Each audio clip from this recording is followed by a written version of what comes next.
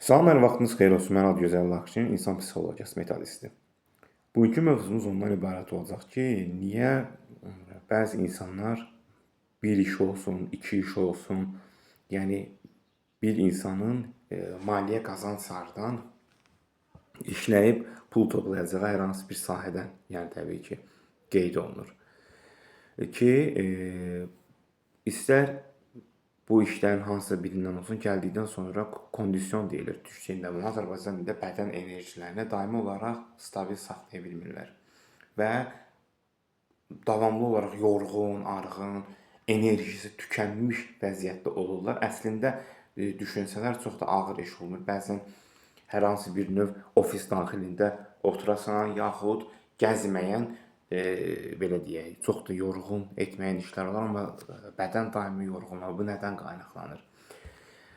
Bəzən insanın şəxsi həyat fəlsəfəsində plansızlıqdan da əlavə, yaxud işin fəaliyyətindən də əlavə istirahət düzgün planlaşdırılmır.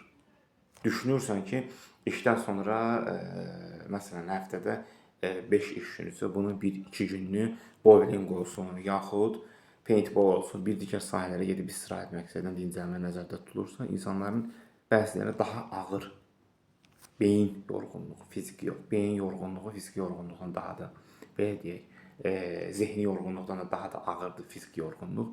Bunlara doğru qaçırlar.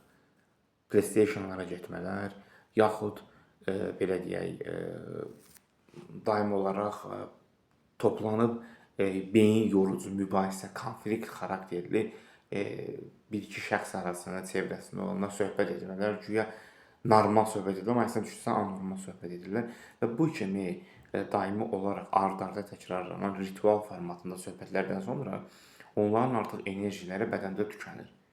Çünki beyin yorulursa, bədən 2 qat yorulur. Və çalışın hər zaman istəyir 2 olmasın, biri ilə iş olsun şəxsi həyatda, bir sayda. Onu planlayın ki, bədən yorğunluğu, belə deyək, beyin yorğunluğu ilə tarazlaşsın. Beyin nə qədər ağır yorğunsa, bədən daha 2 qat yorulacaq. Seanslarımız əyani və onlayn şəkildə həyata keçirilir. Qoşulmaq istəyənlər şəxsi mesaj vasitəsilə məlumat verə bilərlər.